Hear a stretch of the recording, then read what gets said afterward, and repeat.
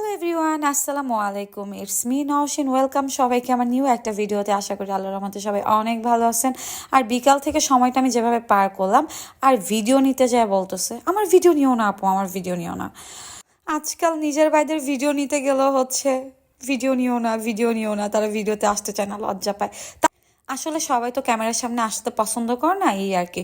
তো অনেকেই জিজ্ঞাসা করে, আপু তুমি কি একা, তোমার কি কেউ নাই? এই কোয়েশ্চেনের আনসার দিতে দিতে আমি শেষ।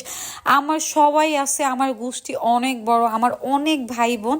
আর আমার বোন হচ্ছে অনেক কম, ভাই অনেক বেশি। মানে কি বলবো, মানে সবাই আছে, বাট ভিডিওর সামনে আমি সবাইকে নিয়ে আসি না, সবাই আসতে চায় না।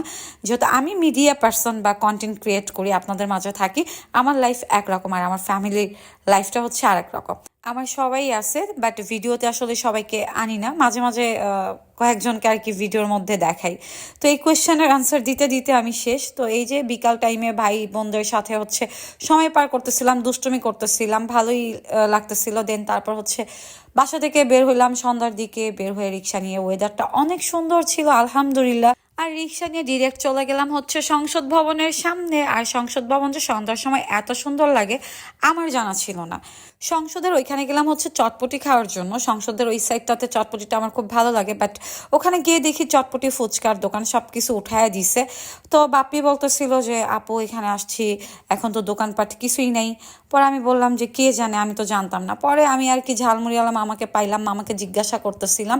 মামা বলতেছিল যে অনেক দিন যাবতীয় হচ্ছে উঠায় দিছে, আমি আসলে রিসেন্ট গেছি আর কি। তো মামার ঝালমুড়িটা অনেক মজা ছিল, আমি অনেক ঝাল করে হচ্ছে মুড়িটা খাইছি। ঝালখোর যারা আছেন অবশ্যই কমেন্ট করে জানাবেন আমার মতো ঝাল খেতে পছন্দ করেন, যদিও আমি আসলে ঝাল খাওয়াটা অনেক কমায় দিছি। আর চলতে ফিরতে হচ্ছে আমার অনেকের সাথেই দেখা হয়ে যায়। আপনারা যারা আমার ভিডিও দেখেন বা আমার গান শোনেন বা আমাকে চিনেন, অনেকের সাথে যখন দেখা হয়, কথা হয়, ভালো লাগে। আর অনেকেই হচ্ছে নার্ভাস হয়ে যায়, নার্ভাস হওয়ার কিছু নাই। অনেকে হচ্ছে দূর থেকে পিকচার তুলতে চান, আমি নিজেই বলি আপনারা সামনে আসেন, কথা বলেন। আমিও চাই আপনাদের সাথে কথা বলতে সাধারণভাবে। তো ভালো লাগে যখন অনেক মানুষ আসেন, আমার সাথে কথা বলেন, আমাকে বুঝান।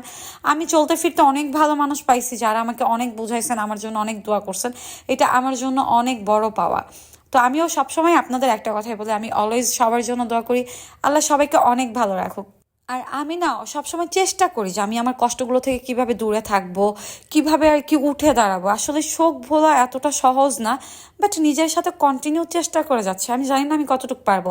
যতবার উঠতে যাই ততবারই পড়ে যাই, তারপরে হচ্ছে ভাগ্যে যা আছে তাই হবে, আল্লাহ ভরসা। বাট চেষ্টা করতে হবে নিজেকেই। আসলে জীবন অনেক কঠিন। আমরা যখন বাহিরে বের হই, আশেপাশের মানুষের জীবন কাহিনী শুনি, অনেক দুঃখের লাইফগুলো দেখি। যারা সুখে থাকে তাদের দিকে আমি কখনো দেখি না। আমি যখন রাস্তাঘাটে বের হই তখন দেখি, মানে কষ্টে থাকা মানুষগুলোকে আমি দেখি আর ফিল করতে থাকি যে আসলে জীবন সহজ না, জীবন অনেক কঠিন, জীবনকে সহজ করে নিতে হয়। দুঃখ কষ্ট নিয়েই জীবন মেনে নিতে নিতে জীবন শেষ হয়ে যায়, আলহামদুলিল্লাহ তো বলতে পারি। তো বাসায় ফেরার পর হচ্ছে ভাত খাচ্ছিলাম, আর হোটেল থেকে হচ্ছে তরকারি কিনে নিয়ে আসছি।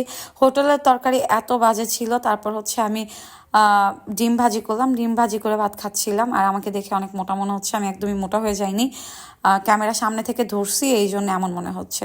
তো যাই হোক, সবাই ভালো থাকবেন, আমার জন্য দোয়া করবেন। ইনশাল্লাহ দেখা হবে নেক্সট ভিডিওতে। আর আমার পেজটি ফলো করে দিবেন। আর যে যেখানেই থাকেন সবাই ভালো থাকবেন। আর আমার নতুন একটা গান চলে আসছে, আমার একা কইরা টু গানটি অনেক আগেই আসছে। শামসুল অফিসিয়াল মিউজিক ইউটিউব চ্যানেলে পেয়ে যাবেন। যারা যারা আমার গান ভালোবাসেন অবশ্যই সবাই শুনে আসবেন। সবাই ভালো থাকবেন। আল্লাহ হাফিজ সবাইকে।